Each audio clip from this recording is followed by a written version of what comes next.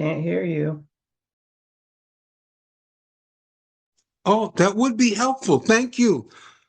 I was talking on mute. That would have been interesting. That would have been a great conversation, all to myself, all to myself. So thank you for that. Thank you for that faithful and welcome reminder. Once again, happy Tuesday to everyone. And maybe that was the universe's way of attempting to not so much keep me quiet, but to recognize how I'm going to start today's conversation before we jump into the teaching. Because I'm noticing some interesting things. And I'd love to thank all the members of the Comeback Collective Circle who are here and those who are on their way in. But we're not going to belabor long because we're going to jump into the next part of the conversation about legacy planning. But one of the things that is so interesting as I have to talk about it is that how are we in a situation where we have people who are voting out people in government who are standing up to Trump?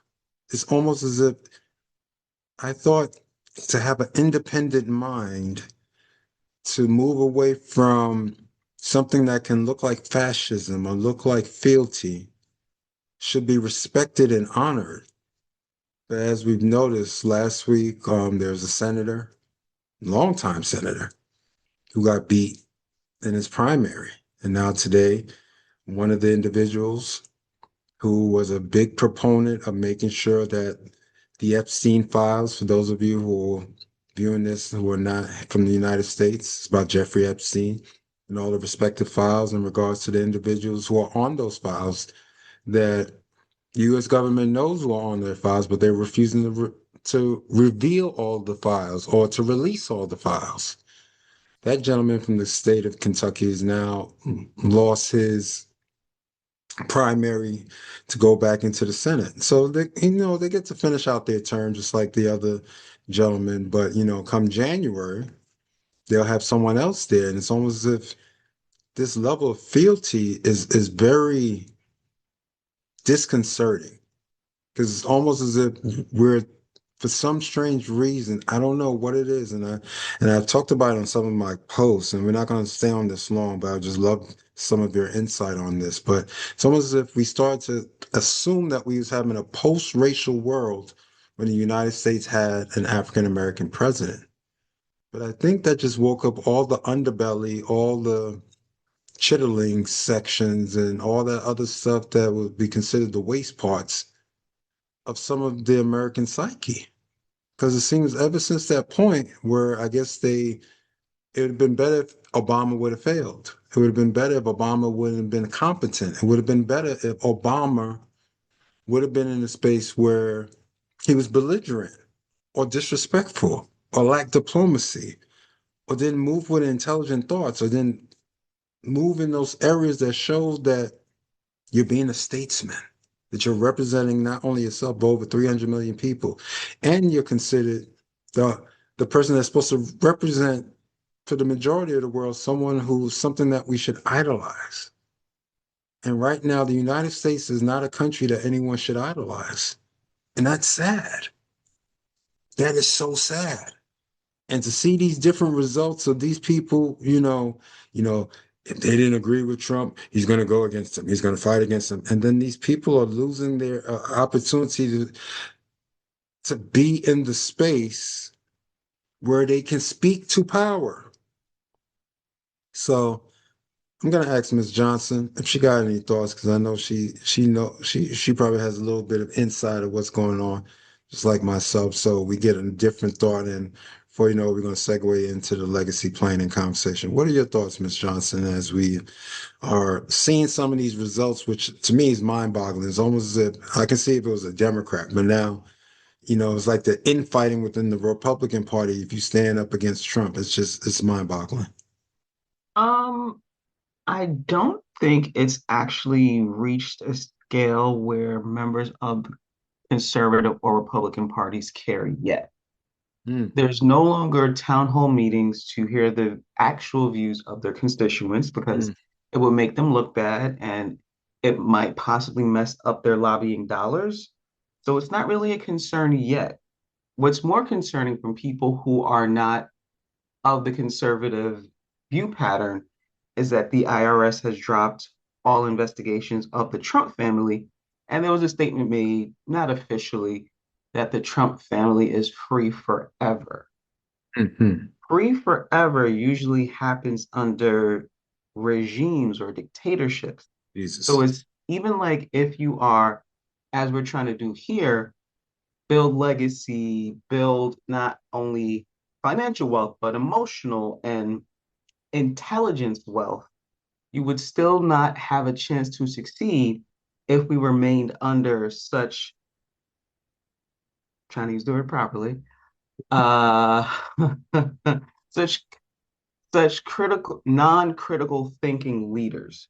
So even if you're doing all you can to advance, to better yourself, to better your community, if we don't collectively work to get people a more, not exactly our thought pattern, but of a more balanced pattern who's willing to think with us, we're going to be in the same spot. So to counteract that, members of our government are changing the voting laws and rights and perspective. So it's about a time where even if you feel like it's hopeless, read something. And after you read something, tell someone about it and create a conversation. And people used to call it trickle truthing, but we will trickle the truth to the people so that we can start to come together and come up with creative solutions to counteract what we're under.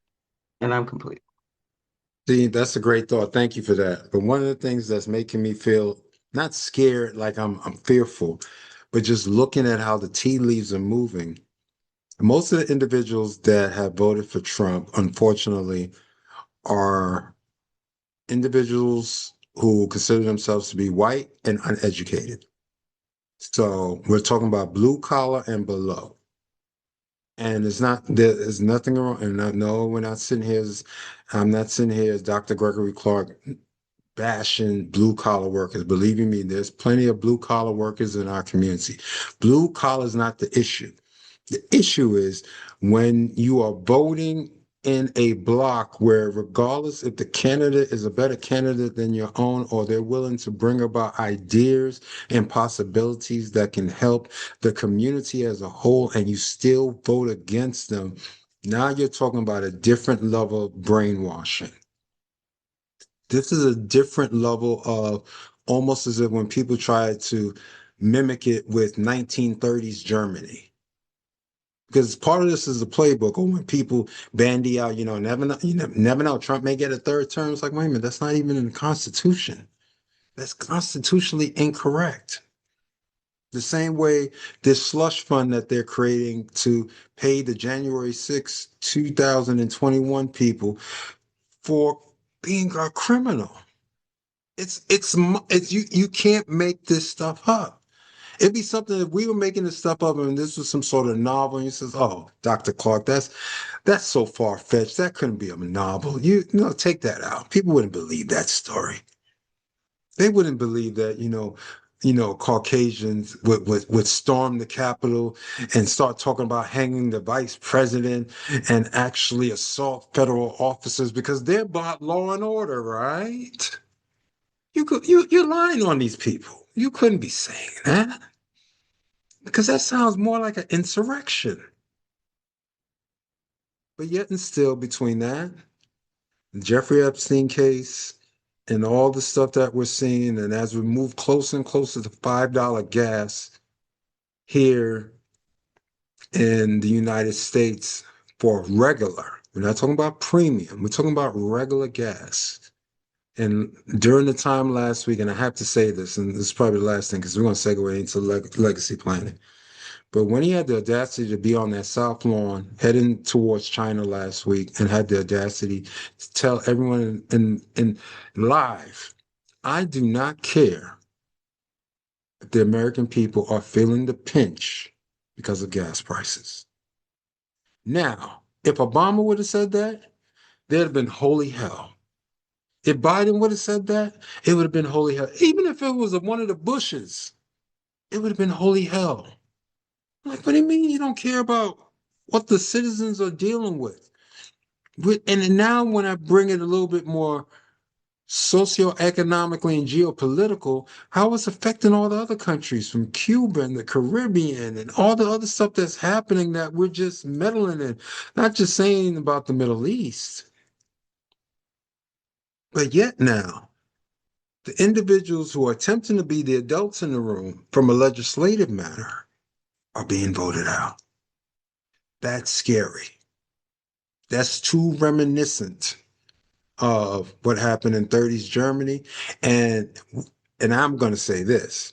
If we as African Americans and those Latino Americans don't wake the F up, and yes, I'm going to say it just like that, we don't wake up and recognize how this thing, Project 2025, has played in our face, and we sit there and keep assuming that our vote doesn't matter, then you're going to recognize if we go back to that level of Jim Crowism before the 1965 Voting Rights Act here in the United States.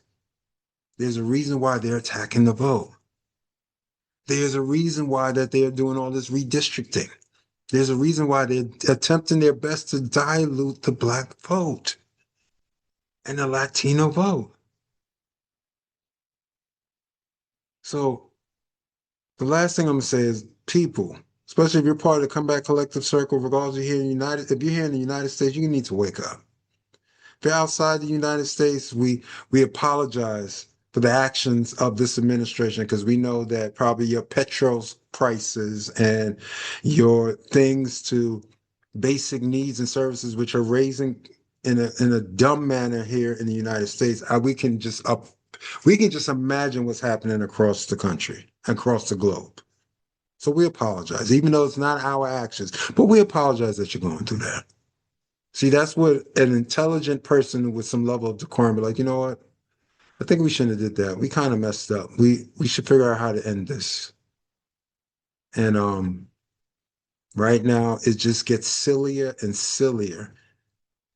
And we went from the United States being respected globally to now you can recognize why people are looking at us at the side eye and you can't blame them. Because somehow this man got a second term.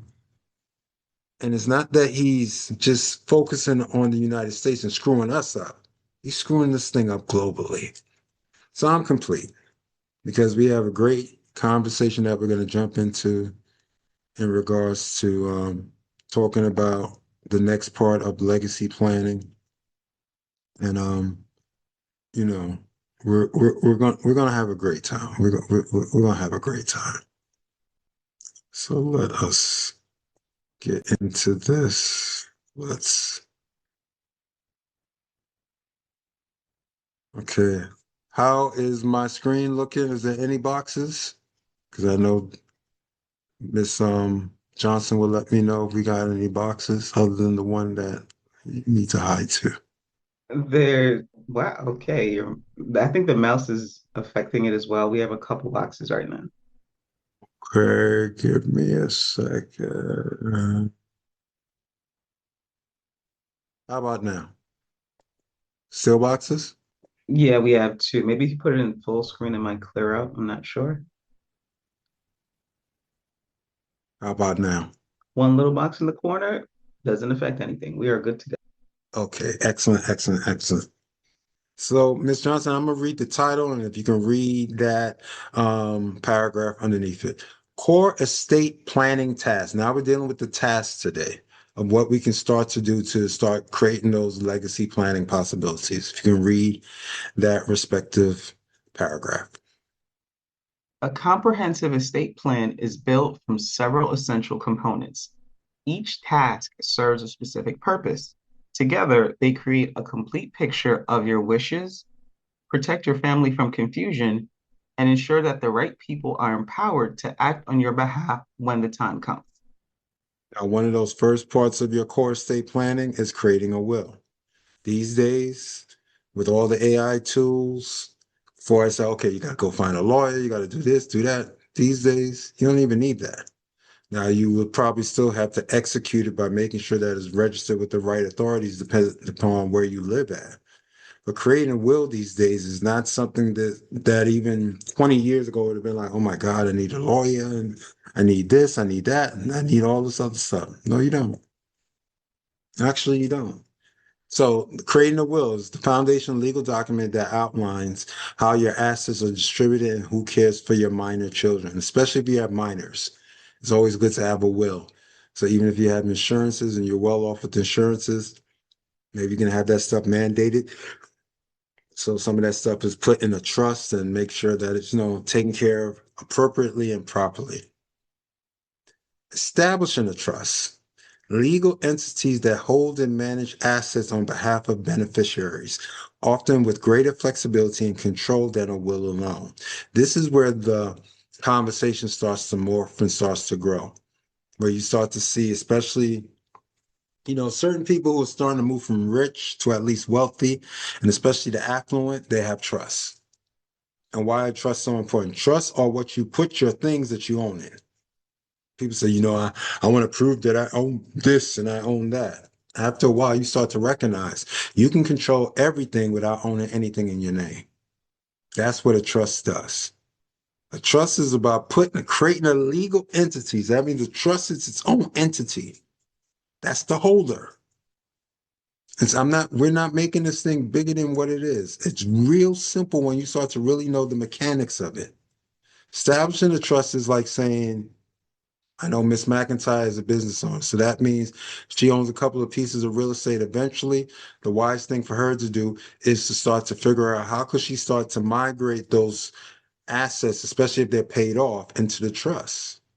Because now the trust, especially if she has a family dynamic, now all of a sudden the trust is the holder or the cover of these particular things, or even certain businesses. And what ends up happening is, everything, even if they want to deal with something, you got to go speak to the trust. Who's the charge of the trust? Whoever's the executor, whoever's the person who's the managing partner. Okay, speak to that person. They're just managing the trust. You can be getting most of the benefits, and are some of the ways how the rich, wealthy, and affluent move forward. Go ahead, Ms. Johnson, with your question. No, it was just a statement that was screaming at me as you were reading about creating a will and creating a trust. We all have very knowledgeable people in our lives who can create a house from a rock and one nail. Mm. When you're doing these documents, please invest in someone with a credential. Everybody's intelligent. I'm not taking away from your uncle, cousin, nephew.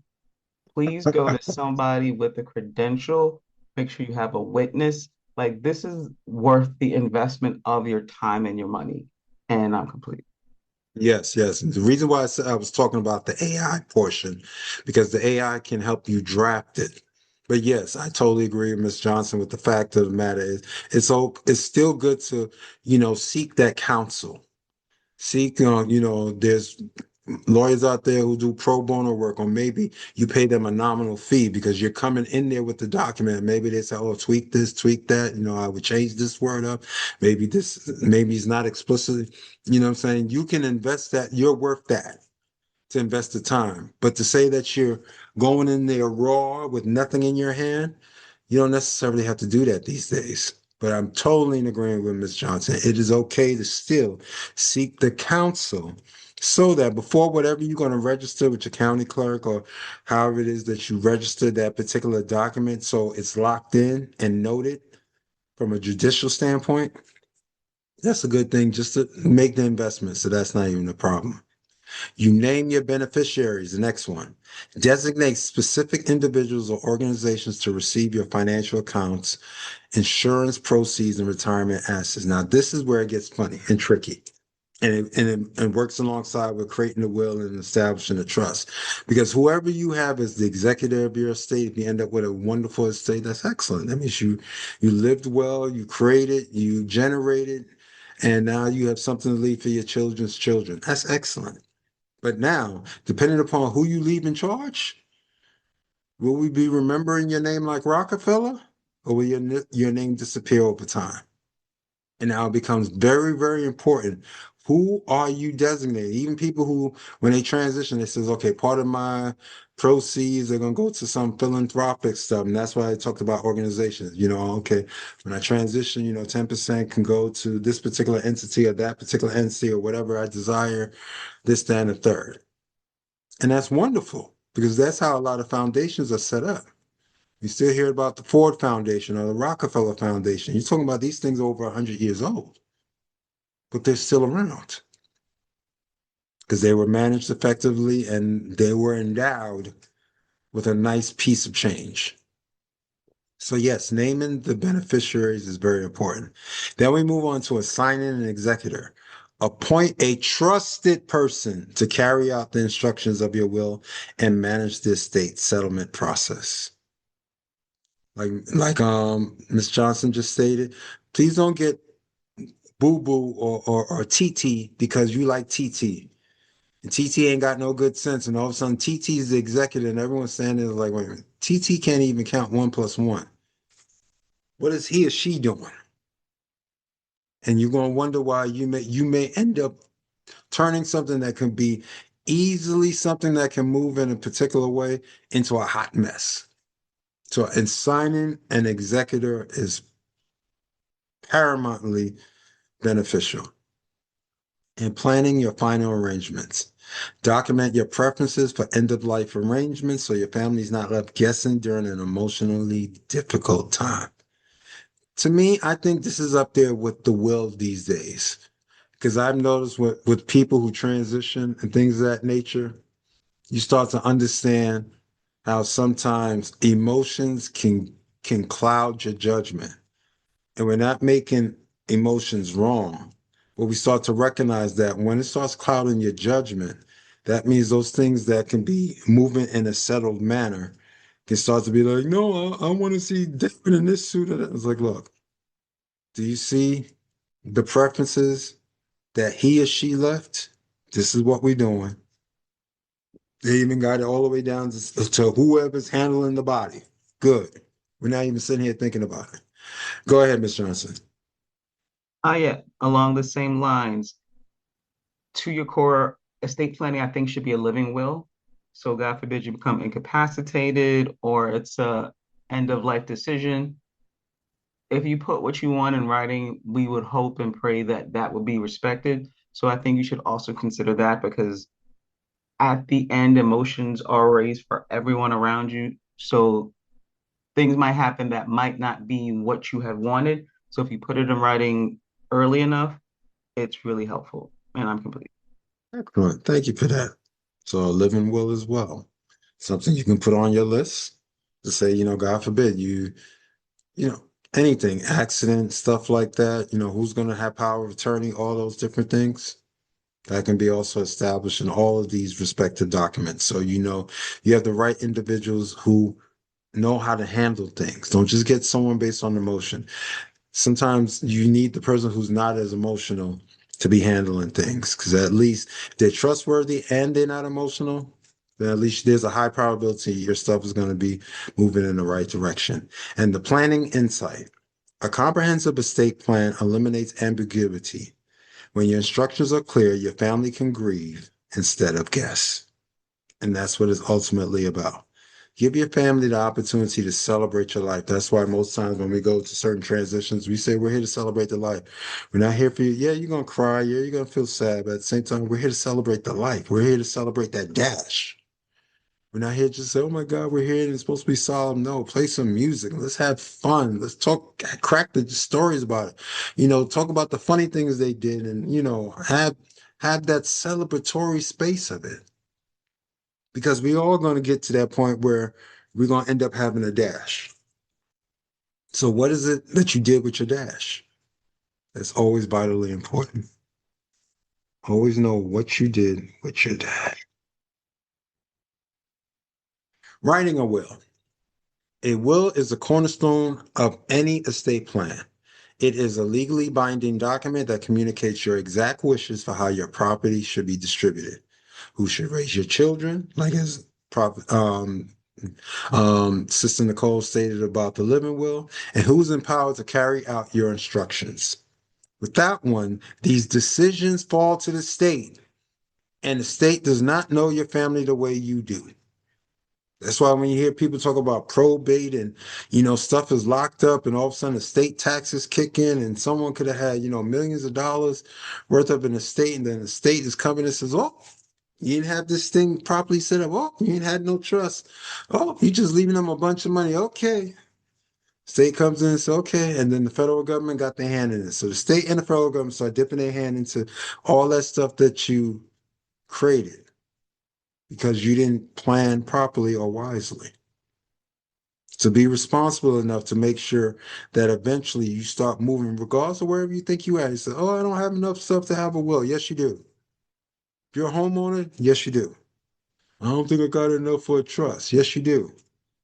I only own one home and, I got some investments. Yes, you do. Yes, you do.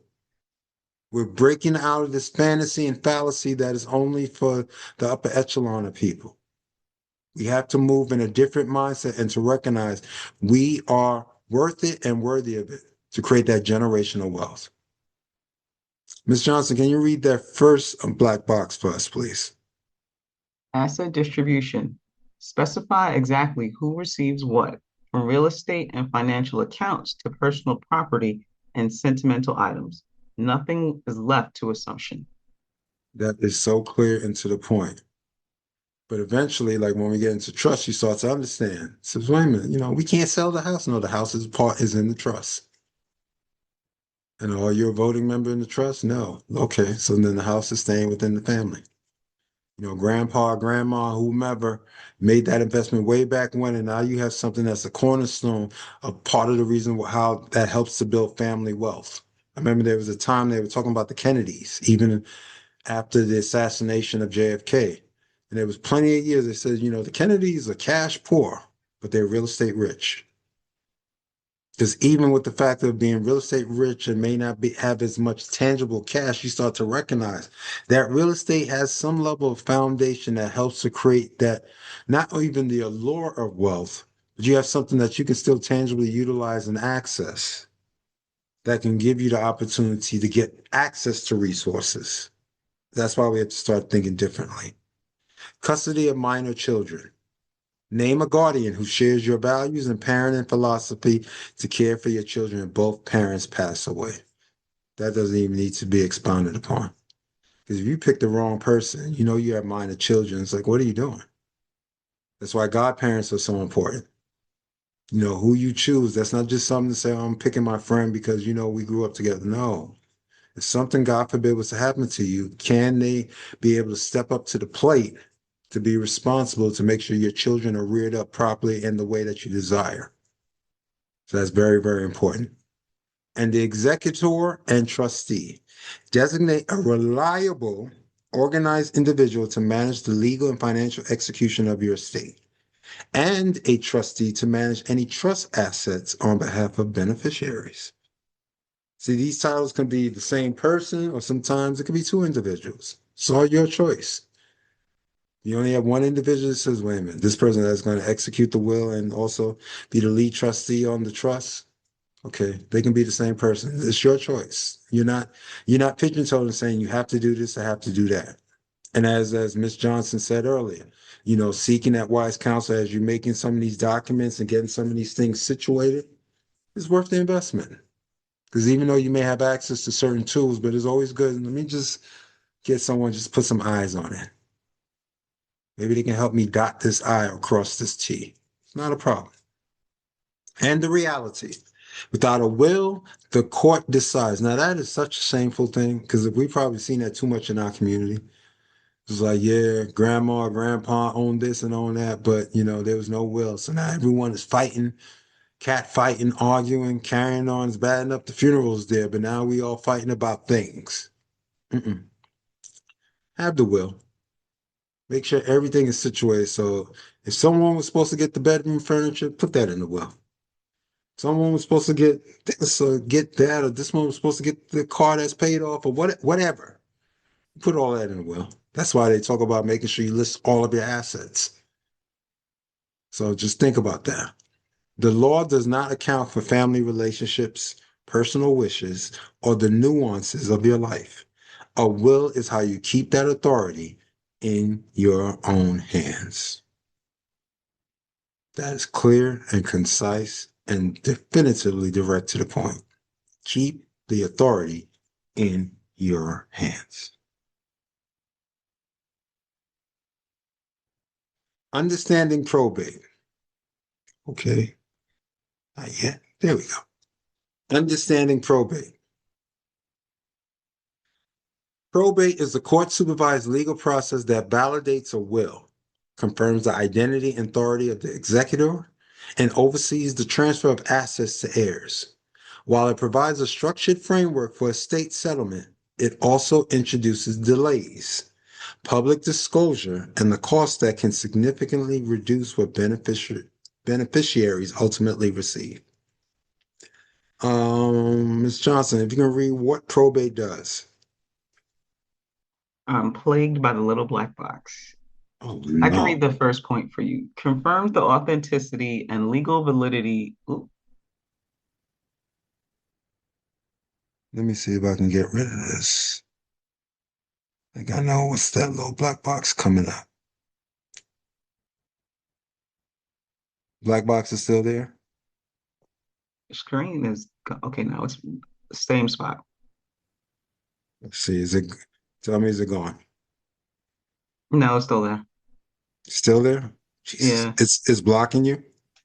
Yeah, I can see the first point, which is confirms the authenticity and legal validity of the will, and then officially appoints the executor named, and I can't say anymore. What is going on here?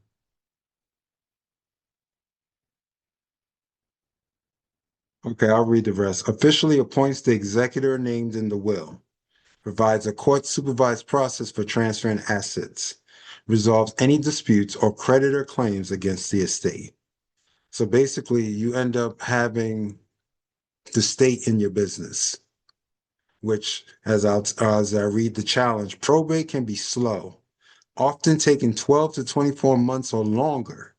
It is costly, with legal fees and court costs sometimes consuming 3 to 7% of the estate's value. It is also public, meaning your estate becomes a matter of public record. Strategic planning, particularly through the use of trust, can help your heirs bypass probate entirely. And that's what we're talking about. That's why this is a legacy planning conversation. It's not about just having a will. The will is great. That means you did the first level. We can clap our hands and clap for you. Yeah, you got a will. Or do you have any trust? Did you take the time to invest about how to get the trust, established? So eventually, the wise would say, grandma and grandpa is getting a little long in the tooth. Okay. Is it paid for? Yes. Okay, we're getting it out of their name. It's transferring to this entity to not only protect themselves, which now lessens their ownership quality or quantity when it comes to certain things that they may be receiving, like Social Security and stuff like that. That's what I say. You'd be surprised all of the ways that the rich recognize. That's why you have these lawyers and accountants and people who understand what's going on, how the rich keep their money. And it's okay how the wealthy keep their money, how the affluent keep their money. And instead of being mad that sometimes we say, tax the rich. Yeah, the rich can be taxed a little bit, or the wealthy and affluent can pay some more. Of course they can. But until they change the IRS laws, and as you heard us talk earlier, whereas now the current president of the United States has as part of the deal that, the IRS can never. And Ms. Johnson wasn't talking hyperbole because I read the same statement. It was like this afternoon, and I just had to shake my head as I was reading the whole article. It's like, wait a minute. So the IRS can never, ever again come against him or his family members or his businesses? Like what? What are you saying? So that means you're basically giving them a blank check that they can do any kind of tomfoolery. Oh, we can't really, investigate, that's a correct deduction or not. For him dropping his $10 billion claim against the same government that he's leading. I mean, you just can't make this stuff. You just can't. So understanding probate is so important. Make sure as we continue this conversation Get that thing rammed up, get that thing plain in your head. I need a will. If I don't have one, I need a will. I need a trust. Will and trust, not trust or will. Will and trust.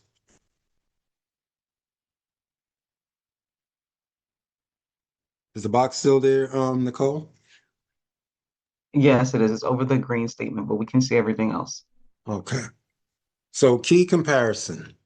Trust versus wills. Can you read that paragraph? Both wills and trusts are essential estate planning tools, but they serve different purposes and operate under very different conditions. Understanding the distinction is critical to building a plan that protects your legacy with maximum efficiency. Now, a will. Activated only after death. Subject to the probate process. Becomes a public document upon filing. That's why you do have to file it with your local authority. Limited to post-death asset distribution. Trust. Active during your lifetime and beyond. Starting to see, some of the things that it makes it doable. Bypasses probate entirely. Remains private, not a public record. That's why when you hear certain companies talk about, the trust, there's a trust that's on top of this trust, and the trust is on top of that trust. It's like, wait a minute, by the time you start attempting to go through all the layers, legally you can't find it. It's like, okay, who's in charge of this trust? It's none of your darn business. That's why it's a trust. Trust to mind your own business. And offers nuanced control over timing and conditions of distribution. That's why I know a couple of weeks ago when I talked about like the estate of Quincy Jones, and come to find out because of the children sharing some of the details, he had trust that covered most of his stuff from his stuff that he's produced over 60, 70 years, his record label ownerships. I mean, all the different things that he had in entirety. And this man ended up with like I think it was close to over 9 figure estate. And then some of the children decided, some of his intellectual intellectual property, they sold part of it, or got another couple of $100 million. So because of the publishing and things of that nature. Only reason why we knew that because of what they chose to share. But technically, if stuff is under the trust, it's about saying that, yeah, I may have created this, but I put this under this entity. And now this entity is going to keep collecting all this, just like Michael Jackson. Michael Jackson created those trusts, which means that even when this movie came out a couple of weeks ago, and you're starting to hear about, a resurgence and people listening to his music and now Spotify streams and all this other stuff, all that money that's being made goes into the trust. And then the trust decides how it's going to get those finances will get disseminated. And there's no one darn business except people who know what's going on in the trust. And that is a great world to live in. Now you're not moving in the space of idios, which is the Greek word for minding your own business, but you're moving in the space of recognizing, like, if this has nothing to do with you, this is a family matter, and we're handling this within the family. So that's why trusts are important, even at whatever respective level that you feel that you're at, even at this particular time. And since Ms. Johnson said that there's a box covering the screen, I'll read the wealth strategy. Trusts are the engine of legacy flow. While a will states your wishes, a trust enforces them during your life and after it without court intervention. And that is clear. You want people out of your business. See, idios is minding your own business, but you don't want people in your business. Because if you created a lasting legacy, you should desire for your family.